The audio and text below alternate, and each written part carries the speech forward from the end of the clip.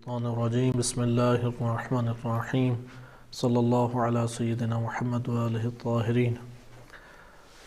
شرطۃ الخمیس کے موضوع پہ آپ کی خدمت میں چند تعارفی نکات پیش کیے جاتے ہیں۔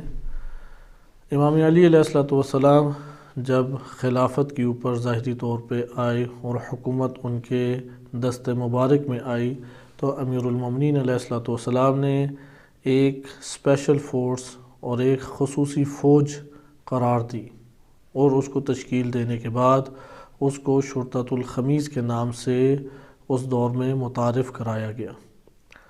شرطۃ الخمیس دو کلمات کا مجموعہ ہے، لفظ شرطہ اور دوسرا لفظ ہے خمیس۔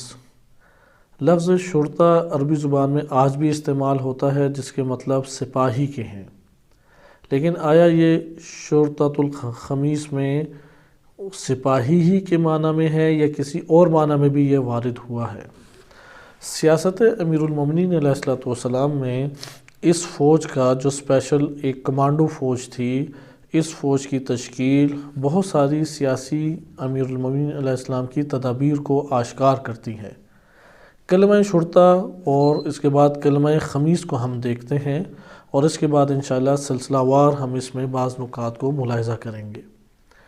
کلمہ شرطہ کے بارے میں تین احتمالات ہمارے پاس دیے جاتے ہیں۔ پہلا احتمال یہی ہے کہ یہ سپاہی کے معنی میں ہے، یعنی خصوصی فوج، خصوصی سپاہی، خصوصی جس طرح آج کی زبان میں ہم کمانڈو فوج ایک امام کی کہہ سکتے ہیں۔ دوسرا اس کلمے کا معنی یہ بھی وارد ہوا ہے علامت اور نشان، کہ بعض ایسے امیر المومنین علیہ السلام کی فوج میں افراد تھے کہ جو علامت تھے، جن کے خصوصی وظائف تھے اور انہوں نے فوراً انجام دینے ہیں، اس مناسبت سے اسے شرطۃ الخمیس کہا گیا۔